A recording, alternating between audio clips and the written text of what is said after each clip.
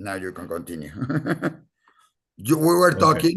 We have Yes. a little problem here, but let's do it again. Let's finish it. We were talking about Yes. the collaboration, and you were going to give us some advice and something about it when we were talking So about I how to. want to,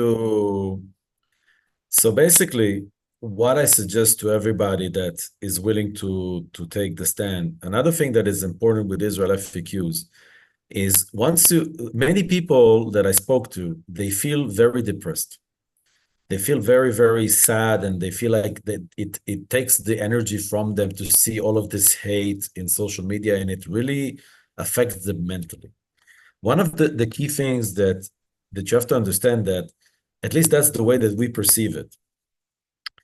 It's a lot of this accusation, basically they're just the same accusation and just the same thing that's moved from a pro-Palestinian propaganda. Once you understand that, the website can help you take it as is and say, okay, fine, you say that Israel kills and genocide, this is the explanation to it, and just do it in a more less emotionally attached way. Because many people are getting affected to this and they just can't stand it. They just cannot, they feel bad about it. So that's another way that the website helps out, by kind of like more systemizing it in a way. And I would like to sign off this interview with this. I suggest to really get educated also on the subject and go to YouTube sources of people that explain a lot about the subject, and you can find the references to these people through the links that are supportive. There's, out of the top of my head, I mean, there's so many, but for example, Dr. Einat Wilf, who was a member of parliament before, she explains a lot about this situation and gives more takes. And again, it's good to try to look at it from an objective standpoint, because there's the actual reality, and the actual reality can go into many, many things when you are debating the emotional narratives, all of this accusation. For example, all of these things like Israel is butchering and genociding people just for the heck of it. People say about the war, they ask for a ceasefire. Okay, there is a ceasefire, so Hamas needs to surrender and release all of the 100 hostages that are alive. It's not that complicated. I mean, that would probably, I'm not a government person and I'm not a military person, but that's the root cause of what's going on right now. So the real thing is to also try to detach yourself emotionally from the debate and objectively answer them with real things that happen in reality, with facts, because this is the best thing that you have all of the time.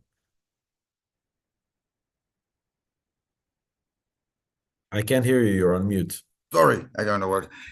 Thank you. We will be in touch with you. We will be, our lectors and our visitors will be having the opportunity to read every day or every 2 days an answer to some of the most important questions. And of course, when there is something very important that day, I'm sure you will have it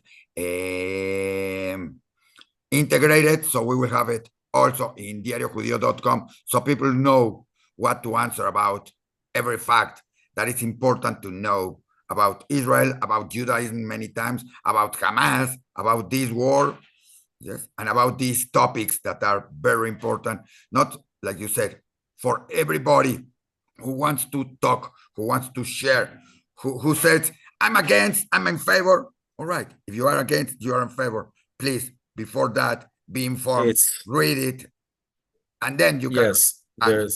there is also, exactly, the point is, try to go for facts. And I'll give you one last example. Only, by the way, I also invite everybody to follow our Instagram page. We are connected also with your Instagram, because we also share content in general from other people.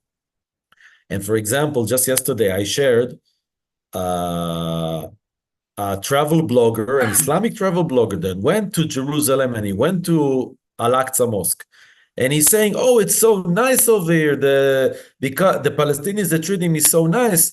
And I shared it because, okay, so wow, that looks like a very big oppression about Muslims in Israel. Wow, in a very cynical way, because That's the truth.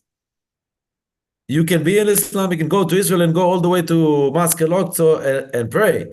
If you're an Israeli citizen, you could practice Islam, you could practice Christianity, and you could practice Baha'i if you want. There's no laws against that, and it never was. So the point is always to go for the real facts of the thing. And there's also a guy that I really want to recommend. It's called SAR TV, which I hope that you can find the link to. He makes conversations all of the time in his channels with people, and he literally answers them with facts. He's a great guy. I'm not affiliated with him. I share his content, but this is a real example. Always go for what really happens in reality. And if you don't know, ask people, look what's really going on in Israel itself. We cannot really see what happens in Gaza because it's a war zone. But the truth of the matter is that if it was a genocide, you'd have millions of dead in Gaza. That's a real genocide. And it didn't need to be killed Israeli people. It didn't have to be. It could do it without having people dying from Israel. But they are trying to do it in a different way, and that's important for people to know, and to know what is really happening in Gaza, not only in this war, but what is really happening with Hamas, that Hamas is not the victim here. It's the real enemy, not only for Israel, for all the world, and they have to know these facts. Well, I'll tell you, yeah, exactly. I mean, look, if your organization feels good enough to abduct a 9-month-old baby, what kind of organization is this? What is this? Exactly. To burn whole families, and there's clear evidence to all of that stuff. Right, we will start doing it. We will be working with you. Thank you for your advices. Thank you for your work. You are in Poland. You are not in Israel. Let's say it. It's important for people to know that you are not the Israeli that it's talking about from Israel. You are talking about outside Israel. So it's important for people to know that this is a global thing that many people have to be and to know. Well, in my particular case, I've been in Israel for many, many years, and I grew up with a lot of the problems with the Palestinians, so I have a little bit of familiarity. My partner in the project is actually living in Israel right now. But again, there's a lot of people worldwide, Jewish, non-Jewish, Israeli, non-Israelis, that understand they don't like what they see, and they basically kind of like want to help out Israel. So we accept everybody that takes this side. I would be the first one that says it's going to be great if there's going to be peace and there's going to be coexistence with Palestinians. It's going to be great. But all of the cards show that the people that rule their civilians, they don't want that. So unfortunately, this is the reality. So we are in a time of war per se, and there's no way otherwise to sugarcoat it. And there's people that jump on the bandwagon and try to change history and try to change the facts. And we are here to say, no, you will not change the facts, and you will not change history. And we're going to tell you what is the history, and we're going to tell you what is the facts. So we're not going to let you get off the hook with this. And this is, to me, the importance of the Isarel FAQS project, because it allows everybody to be able to become this person that says it.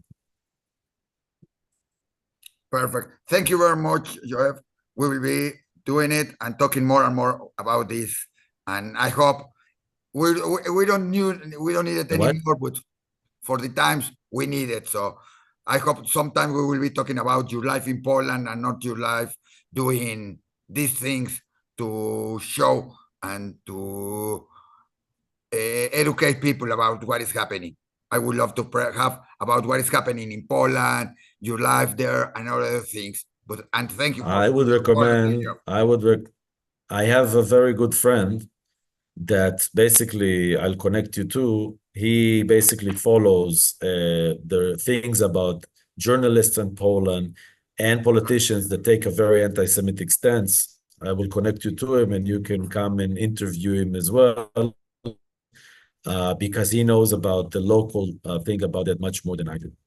All right. And we will connect you also with somebody from our team that has just been for a year, almost a year, living in Poland and doing a lot of studies about Holocaust. And she's not Jewish, she's a Christian, but she was very interesting, and she's very interesting. We have a project called The Voice of the Silence, and it's very interesting what she's doing with survivors and learning and studying about what happened in the Holocaust with the Poland people, with the Polish people, and with all the things that happened that time, that dark time for all the humanity.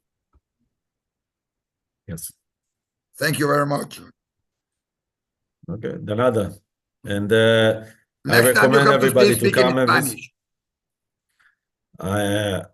I am afraid I'm more articulate in English than Spanish, but I invite everybody to come and visit the website, use it, share it with your community, share it with your friends. And again, don't let the truth go silent. Say the facts, say what's going on. It's for the future of everybody, also the Palestinians, not only the Israelis. We have to get rid of Hamas and all of the terror organizations because they put terror also on their own people. And there will never be a way to really coexist without it. So everything is tied up together.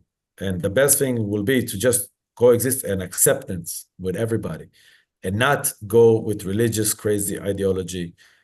And unfortunately, Hamas is the number one horrible thing. And as of this time, it's also Hezbollah that shoots in the north of Israel. So it's probably going to be a little bit of while until things are going to calm down. Thank you very much.